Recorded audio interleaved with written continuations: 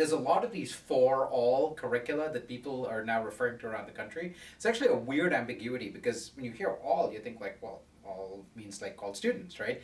Actually, in many cases, it means all schools.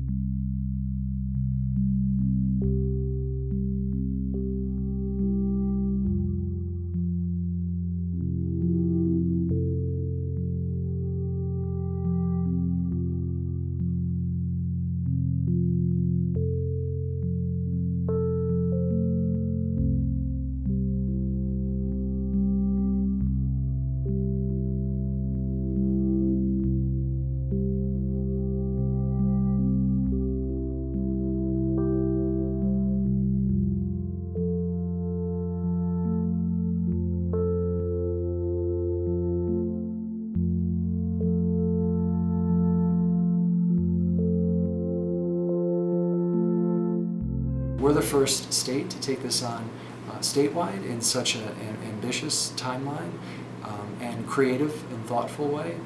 So we believe that this will help put Rhode Island on the map in terms of innovations and how we're thinking about education reform. I think it's hugely important. First, it's really tackling in our schools that we can take a topic that feels relevant to students and their families, and we can integrate it into our schools in a way that is both rigorous, quality academics, but also provides hands-on experiences for students. People have jobs that they can't fill.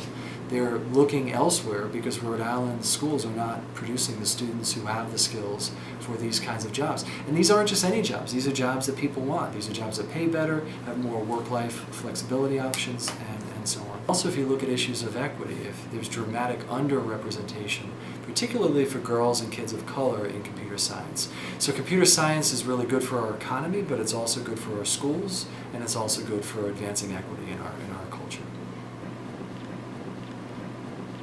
We still have work to do, of course, to be ready to have high quality technology infrastructure, but we're in pretty good shape. For the past 10 years or so, we've been working on a universal access to wireless and broadband wireless connections, and we've done a lot of work there.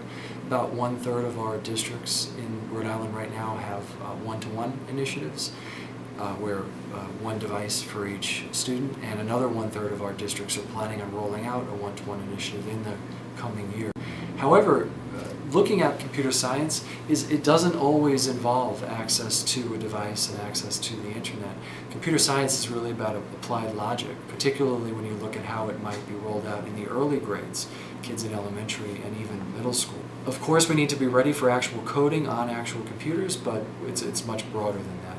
Our goal is to offer computer science in all Rhode Island schools, but of course, if it's compelling, and we hope it will be compelling, that access will spread to just as many students are interested. I would love if every student had some sort of experience in how computers and computer science and computer programming can change their lives.